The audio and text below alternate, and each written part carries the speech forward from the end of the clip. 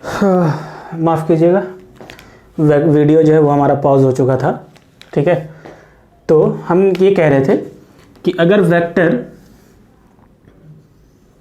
एक इस सपोर्ट पर हो, मान लो 3 न्यूटन का वेक्टर इस सपोर्ट पर हो और 3 न्यूटन का वेक्टर इस सपोर्ट पर हो, तो ये 3 न्यूटन का फोर्स और ये 3 न्यूटन का फोर्स इसी के बराबर होगा, चूंकि दोनों क्या होंगे, दोनों की डायरेक्शन सेम, मैग्नीट्यूड सेम, तो ये इसके बराबर, और इन दोनों की भी डायरेक्शन सेम और मैग्नीट्यूड सेम, तो मतलब ये इनके बराबर।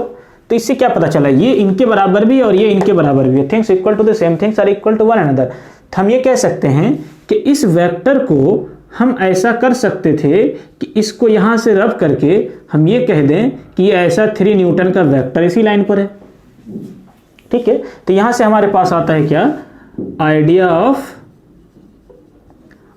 Of shifting of vector. क्या मतलब कि चूंकि पैरेलल सपोर्ट पर सेम मैग्नीट्यूड की लाइन वेक्टर जो है क्या होती है, इक्वल इन मैग्नीट्यूड होती है और डायरेक्शन। ठीक है, तो हम क्या कर सकते हैं, यहाँ से हमारे पास एक आइडिया आ गया कि अगर हमारे पास कोई वेक्टर है, मान लो इस लाइन के ऊपर कहीं पर ऐसे वेक्टर ए, तो हम क्या कर सकते हैं, इतनी ही बड़ी लाइन ड्रॉ करके किसी पैरेलल लाइन के ऊपर, किसी पैरेलल सपोर्ट के ऊपर हम क्या कर सकते हैं, वेक्टर ए मैग्नीट्यूड को क्या कर सकते हैं, ड्रॉ कर सकते हैं। तो मतलब इस वेक्टर को हम इससे रिप्लेस कर सकते हैं। समझ आई बात है कि नहीं? तो पैरेलली वेक्टर को शिफ्ट कर सकते हैं, मतलब वेक्टर को हम एक ही लाइन पर पैरेलल लाइन पर शिफ्ट कर सकते हैं। ठीक है ना। अब चूंकि कोई भी लाइन खुद की पैरेलल होती ही है, मतलब ये लाइन जो है ये खुद के भी पैरेलल है, तो किसी वेक्टर को हम इसी लाइन के अलोंग भी आगे शिफ्ट कर सकते हैं। ठीक है, तो या तो लाइन के अलोंग ही आगे या पीछे शिफ्ट कर सकते हैं या पैरेलल लाइन पर सपोर्ट कर सकते हैं। That ideas of shifting of vector comes from these definitions। ठीक है ना, समझ में बातें कि नहीं आई? तो हम क्या कर सकते हैं, वेक्टर को शिफ्ट करा सकते हैं। ठीक है ना, वेक्टर को हम क्या करा सकते हैं, शिफ्ट करा सकते हैं। ठीक है, तो आगे चलते हैं नेक्स्ट पार्ट की तरफ, दैट इज एंटी पैरेलल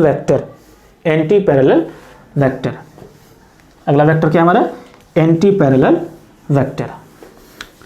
तो एंटी पैरेलल वेक्टर किसको कहते हैं, कोई भी दो वेक्टर एंटी पैरेलल वेक्टर तब कहलाता है जब उसके डायरेक्शन क्या हो, अपोजिट डायरेक्शन में हो। ठीक है ना, डायरेक्शन क्या हो, अपोजिट डायरेक्शन हो, मतलब एक की डायरेक्शन इधर तो दूसरे की डायरेक्शन इधर, तो वेक्टर ए इधर तो वेक्टर बी इधर, तो दो वेक्टर एंटी पैरेलल वेक्टर तब कहलाते हैं, दो वेक्टर एंटी पैरेलल वेक्टर तब कहलाते हैं, एंटी पैरेलल वेक्टर तब कहलाते हैं जब दोनों वेक्टर के डायरेक्शन क्या हो, अपोजिट हो, ठीक है ना, and one vector is negative scalar multiple of another vector, one vector is negative scalar multiple of another vector. For example अगर हमारे पास कोई फोर्स है F1 equal to 2 newton towards north और दूसरा वेक्टर है F2 इक्वल टू 3 न्यूटन, है ना, माइनस क्यों लगाया हूं, क्योंकि ये डायरेक्शन है टुवर्ड्स साउथ, क्या है, 3 न्यूटन टुवर्ड्स साउथ, 3 न्यूटन क्या है, टुवर्ड्स साउथ। ठीक है ना, तो F2 equal to 3 newton towards south है, तो मतलब ये इधर और ये इधर, तो ये 2 न्यूटन और ये 3 न्यूटन। ठीक है ना, तो ये देखो अगर इस डायरेक्शन को पॉजिटिव कहें तो ये डायरेक्शन नेगेटिव होगा हमारा, तो ये हो जाएगा -3। तो अब देखिए इस क्वांटिटी को अगर हम -3/2 से मल्टीप्लाई करें तो कितना आ जाएगा, 2, और पॉजिटिव का तो मतलब ऐसा हो जाएगा, है ना। तो क्या मिल रहा है हमारे पास, एक नेगेटिव स्केलर मल्टीपल ऐसा मिल रहा है जिससे दूसरा वेक्टर आ जाए, है ना। तो एक क्या है, एक वेक्टर जो है दूसरे वेक्टर का नेगेटिव स्केलर मल्टीपल है, एक वेक्टर दूसरे वेक्टर का क्या है, नेगेटिव स्केलर मल्टीपल है, तो उसे हम क्या कहेंगे, एंटी पैरेलल वेक्टर कहेंगे। क्या कहेंगे, एंटी पैरेलल वेक्टर कहेंगे। ठीक है ना। फॉर एग्जांपल अगर मैं इसको ऐसा कहता कि 3 newton towards x axis, positive x axis, and 2 newton towards negative X axis, तो क्या है, डायरेक्शन अपोजिट है। समझ में बात है कि नहीं आई? तो anti parallel vector vector A and B are said to be anti-parallel. Two vectors A and B are said to be anti-parallel if one vector is negative scalar multiple of another vector and their direction is opposite. ठीक है, and their direction is opposite. ठीक है, तो ठीक है, तो मतलब एक वेक्टर इधर तो दूसरा वेक्टर इधर. और अभी हमने पढ़ा है कि पैरेलल लाइन के कॉन्सेप्ट के हिसाब से, शिफ्टिंग प्रॉपर्टीज ऑफ वेक्टर के हिसाब से, वेक्टर बी को हम इधर भी रिप्लेस कर सकते थे ऐसे, इस बी को पैरेलल लाइन पर यहाँ पर उठा कर ला सकते थे. तो इन दोनों वेक्टर के बीच एंगल कितना होता है? 180 डिग्री. तो ये बात नोट करें कि दो वेक्टर जो एंटी पैरेलल हैं उनके बीच का एंगल कितना होता है? 180 डिग्री होता है. जबकि दो इक्वल वेक्टर और पैरेलल वेक्टर के बीच का एंगल कितना होता है? 0 डिग्री होता है. ठीक है ना. पैरेलल वेक्टर में दो वेक्टर के बीच का एंगल कितना होता है? 0 डिग्री होता है. जबकि एंटी पैरेलल वेक्टर में दो वेक्टर के बीच का एंगल कितना होता है? 180 डिग्री होता है. तो पैरेलल वेक्टर में 0 डिग्री एंड एंटी पैरेलल में 180 डिग्री. पैरेलल वेक्टर में 0 degree and anti parallel vector में 180 डिग्री. ठीक है, समझ में बात है कि नहीं आई? तो ज्योमेट्रिकली ये कैसा दिखेगा? या तो दो पैरेलल सपोर्ट पर दिखेंगे, anti parallel vector also lies on parallel support और सेम सपोर्ट. ठीक है ना. या तो सेम सपोर्ट पे होंगे या पैरेलल सपोर्ट पे होंगे, but direction will be opposite. मतलब एक वेक्टर की डायरेक्शन इधर तो दूसरे वेक्टर की डायरेक्शन इधर. एक वेक्टर की डायरेक्शन इधर तो दूसरे वेक्टर की डायरेक्शन इधर. ठीक है. तो इस तरह के वेक्टर को हम क्या कहते हैं? एंटी पैरेलल वेक्टर कहते हैं. दे में also lies on the same line like this. ठीक है ना, कि एक ही सपोर्ट पर आ जाए. ठीक है ना. तो एंटी पैरेलल वेक्टर ये था हमारा. समझ में बात है कि नहीं आई? Now the next one is unit vector. Unit vector किसको कहते हैं? यूनिट वेक्टर उस वेक्टर को कहते हैं जिसका मैग्नीट्यूड क्या हो? +1 हो. जिसका मैग्नीट्यूड क्या हो? 1 हो. +1 नहीं, यूनिट वेक्टर उस वेक्टर को कहते हैं जिसका मैग्नीट्यूड क्या हो? 1 हो. ठीक है ना. यूनिट वेक्टर उस वेक्टर को कहते हैं जिसको हम क्या कहते हैं? इसका मैग्नीट्यूड क्या हो? 1 हो. ठीक है ना. तो यूनिट वेक्टर किसको कहते हैं? I think 4th one, unit vector किसको कहते हैं? Unit vector are those vector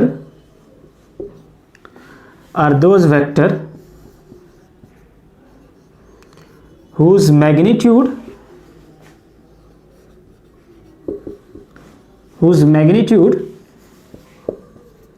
is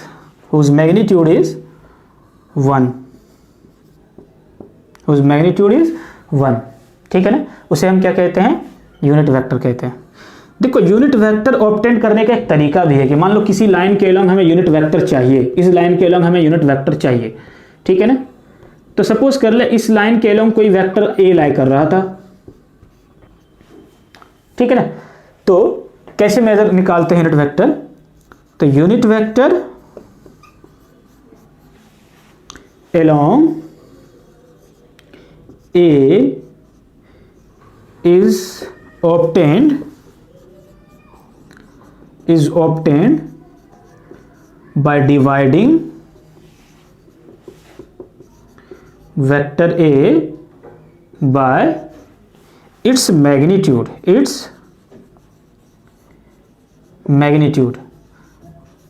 magnitude कैसे लिखते हैं? ऐसे लिखते हैं, या तो ऐसे लिखते हैं या सिंपली ए लिख देते हैं, उस पर एरो नहीं लगाते, ठीक है ना। और यूनिट वेक्टर को रिप्रेजेंट करने का तरीका होता है ऐसे, ए कैप, ठीक है ना। मतलब ए पर कैप होना चाहिए, ये अल्फ़ाबेट फिक्स नहीं है, मतलब आई जे के ईटा जो भी हो, लेकिन उसके ऊपर कैप लगा रहता है। That means A cap is equal to vector A divided by magnitude of A, ठीक है ना। तो ये क्या कहलाता है? यूनिट वेक्टर एलोंग ए।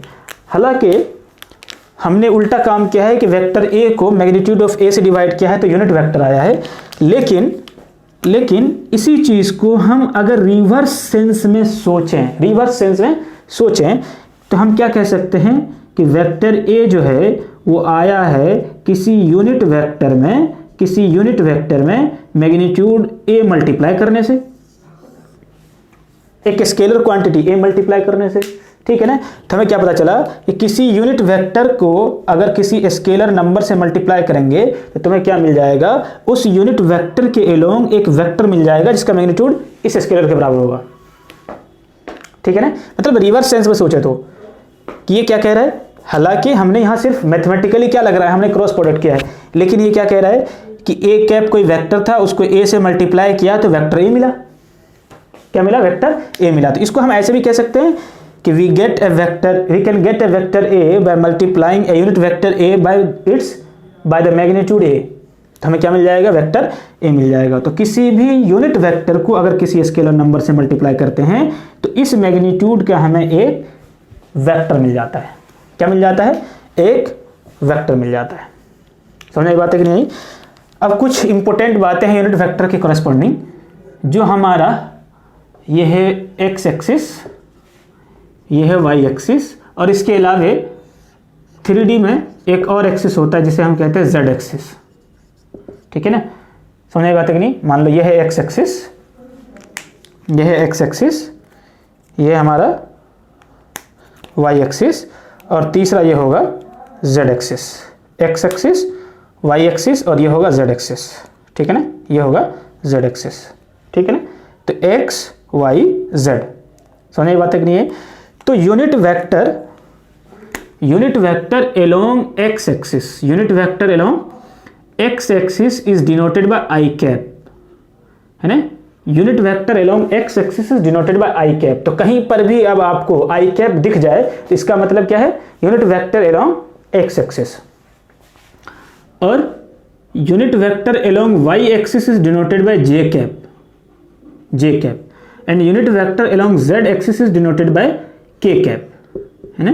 तो unit vector along X axis is denoted by I cap, unit vector along Y axis is denoted by J cap, and unit vector along Z axis is denoted by K cap, ठीक है।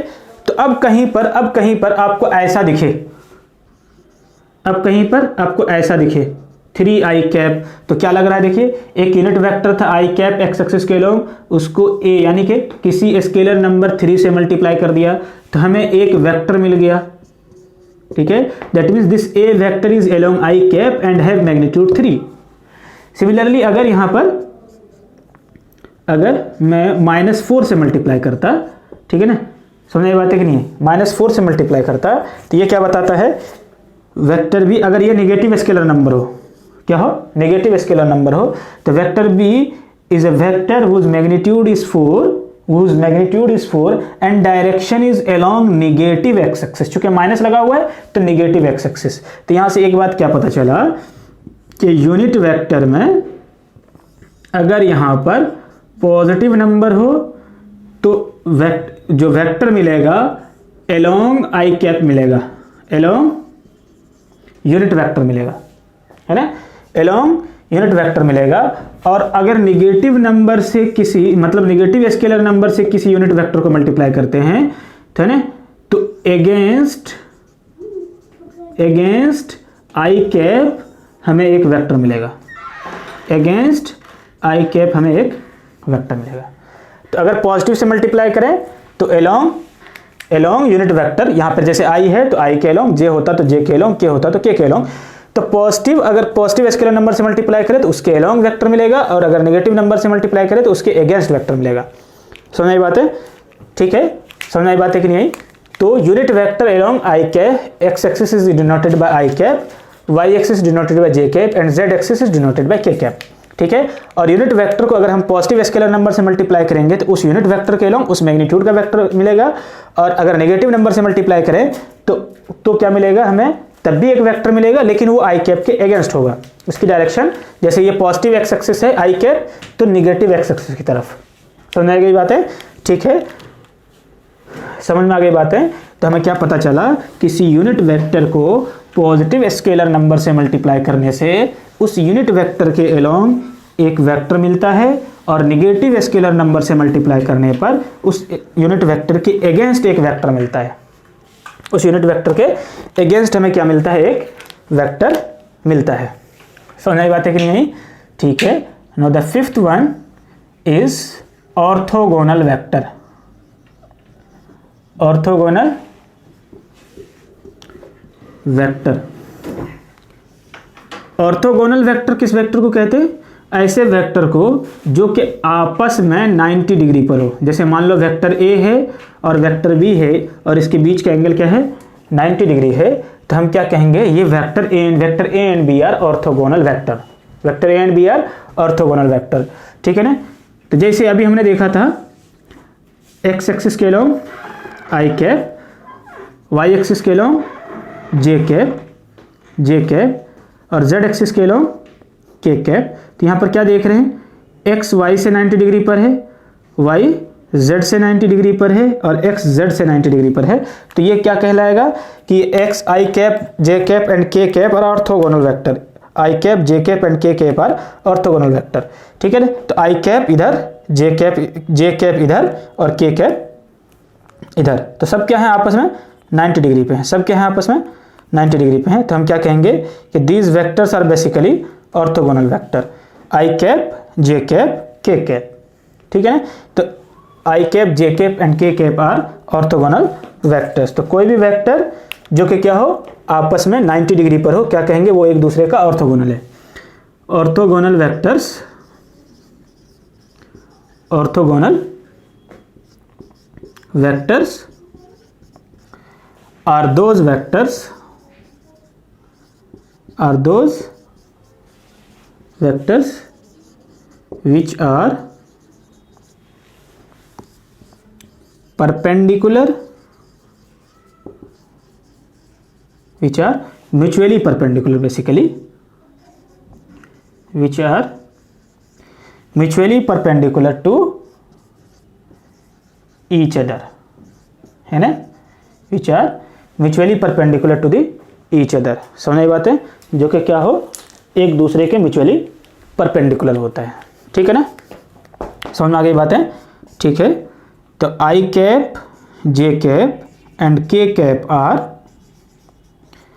Mutually perpendicular vectors, और mutually perpendicular vectors, और we can say orthogonal vectors. Orthogonal vectors, orthogonal vectors. ठीक है ना? तो orthogonal vector क्या है? समझ में आ गया? वो वेक्टर जो आपस में क्या हो? 90 डिग्री पर हो, क्या कहलाएगा? ऑर्थोगोनल वेक्टर कहलाएगा। ऑर्थोगोनल वेक्टर कहलाएगा। ठीक है ना? Now the next type of vector is null vector और जीरो वेक्टर। नल वेक्टर और जीरो वेक्टर। नल वेक्टर और जीरो वेक्टर। ठीक है, देखो नल वेक्टर और जीरो वेक्टर उसको कहते हैं जिसका मैग्नीट्यूड जीरो हो। नल वेक्टर और zero vector are those vector are those vector whose magnitude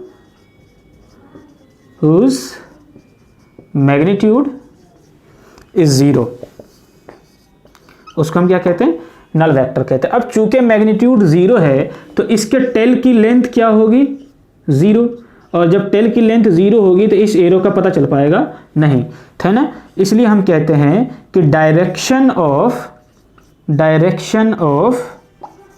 0 vector is not specified, है ना, इसका कोई डायरेक्शन स्पेसिफाइड नहीं है। तो नल वेक्टर या 0 वेक्टर का कोई डायरेक्शन स्पेसिफाइड नहीं है, ठीक है ना। तो नल वेक्टर या 0 वेक्टर का कोई डायरेक्शन स्पेसिफाइड नहीं है, ठीक ना। तो समझ में आ गई बातें। तो 0 वेक्टर किसको कहते हैं, ऐसा वेक्टर जिसका मैग्नीट्यूड 0 हो and the direction of 0 vector is not specified, ठीक है।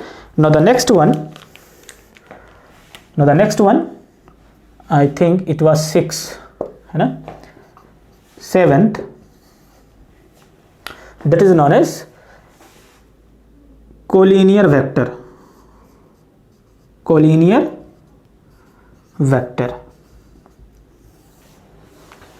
देखिए कोलिनियर वेक्टर ऐसे वेक्टर को कहते हैं, जो एक ही सपोर्ट पर लाई करे। 2 or more than 2 vectors are said to be collinear, 2 or more than 2 vectors are said to be collinear if they lie on the same support, मान लो वेक्टर ए और वेक्टर बी एक ही सपोर्ट पर आ रहा है, then we say these vectors are collinear vectors, ठीक है ना। कोलिनियर वेक्टर किसको कहेंगे, collinear vectors are those vectors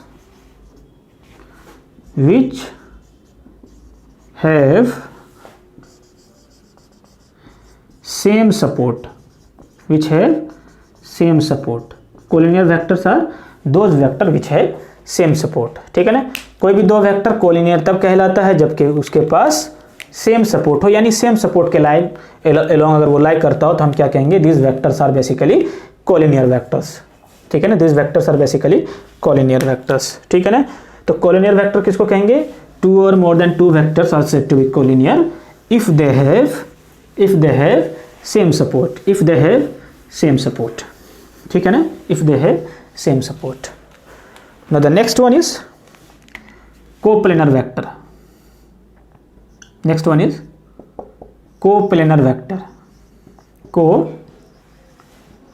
coplanar vector, ठीक है ना। देखो कोप्लेनर वेक्टर किसको उसको कहते हैं, 3 या 3 से ज्यादा वेक्टर, ध्यान दें क्या कह रहा हूं मैं, 3 या 3 से ज्यादा वेक्टर अगर वो सेम प्लेन में लाई करते हो तो हम क्या कहेंगे, ये तीनों वेक्टर कोप्लेनर हैं, मान लो एक वेक्टर ये, दूसरा वेक्टर ये,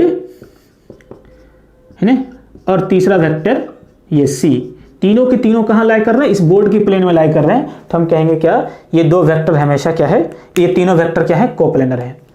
दो की बात क्यों नहीं किया, दो वेक्टर इसलिए नहीं किया कि दो वेक्टर हमेशा किसी न किसी प्लेन में होंगे। मान लो ये वेक्टर ऐसे रख दिया, ये दोनों वेक्टर इस प्लेन में आ रहे हैं, ऐसे रख दिया इस प्लेन में आ रहे हैं, ऐसे रख दिया इस प्लेन में आ रहे हैं, ऐसे रख दिया इस प्लेन में आ रहे हैं, तो दो वेक्टर हमेशा कोप्लेनर होते हैं, दैट्स व्हाई वी से 3 or more than 3 vectors lying on the same plane, 3 or more than 3 vectors lying on the same plane are known as coplanar vector, है ना। तो 3 or more than 3 because 2 vectors are always coplanar, 2 or more than 3 vectors are said to be coplanar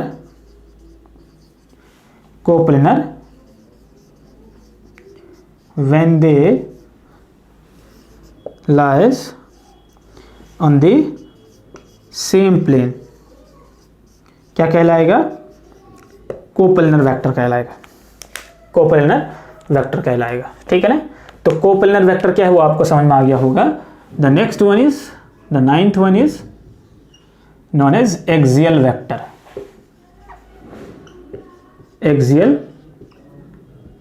vector, ठीक है ना।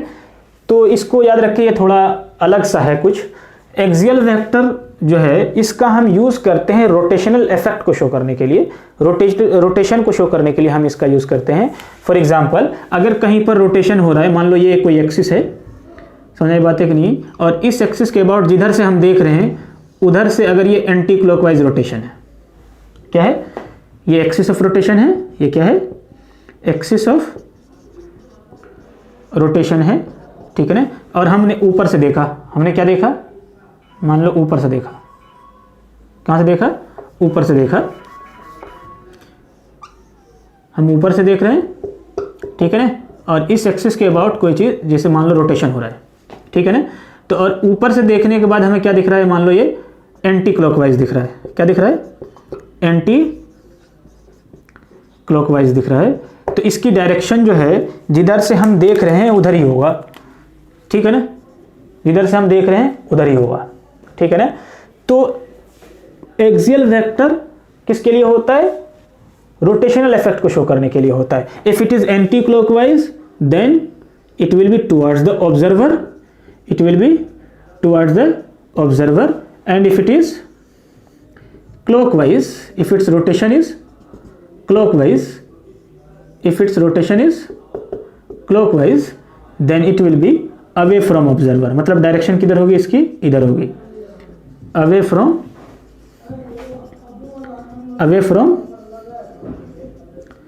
observer, ठीक है, away from observer। समझ आई बात है कि वो वेक्टर क्या होगा, हमेशा ऑब्जर्वर से अवे होगा। मान लो थोड़ी देर के लिए जनरली हम ऐसे कंसिडर करते हैं कि अगर एंटी क्लॉकवाइज और एक्सिस ऑफ रोटेशन ये है, एक्सिस ऑफ रोटेशन ये है, तो क्या हो जाएगा, आउटवर्ड द प्लेन, आउटवर्ड, और इधर से हम देखें सामने से तो ये रोटेशन क्या है, क्लॉकवाइज, ये है एंटी क्लॉकवाइज, तो हम इधर से देख रहे थे तो इधर ही होगा डायरेक्शन यानी आउटवर्ड, और अगर हम इधर से ही देख रहे हैं, और अगर हम इधर से ही देख रहे हैं, ठीक है ना, और जो रोटेशन है हमें क्या दिख रहा है, क्लॉकवाइज दिख रहा है, क्लॉकवाइज दिख रहा है, रोटेशन कैसा दिख रहा है, क्लॉकवाइज दिख रहा है, तो जो भी वेक्टर होगा उसकी डायरेक्शन कहाँ होगी, इनसाइड द प्लेन होगी, कहाँ होगी, इनसाइड, क्या हो जाएगी, इनसाइड। तो for anti clockwise it is outward, जिधर से हम देख रहे हैं उधर, for clockwise it is inside या इनवर्ड, यानी कि अंदर की तरफ, जिधर से हम देख रहे हैं उधर से अवे। तो एक्सियल वेक्टर क्या है, axial vector,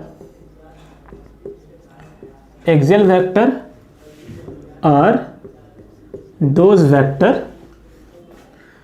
which is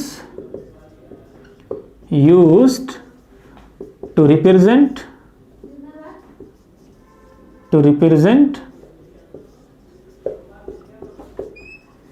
rotational quantities, rotational quantities, ठीक है ना, उसको हम क्या कहते हैं, एक्सियल वेक्टर कहते हैं, उसको क्या कहते हैं हम, एक्सियल वेक्टर कहते हैं। लास्टली एक चीज़ आप नोट कर लें कि कोई भी वेक्टर, मान लो जैसे ए है ना, ठीक है, मान लो जैसे ए हमेशा है ना, खुद के हमेशा क्या होता है, हमेशा पैरेलल होता है, हमेशा पैरेलल होता है खुद से, है ना, ठीक है ना। तो any vector A is always parallel to itself, है ना, है ना। तो वेक्टर ए इज ऑलवेज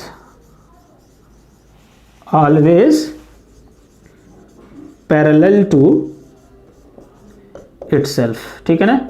ये बातें याद रखनी है, ये बातें उस वक्त छूट गई थी इसलिए मैंने नोट करके नीचे लिखा दिया।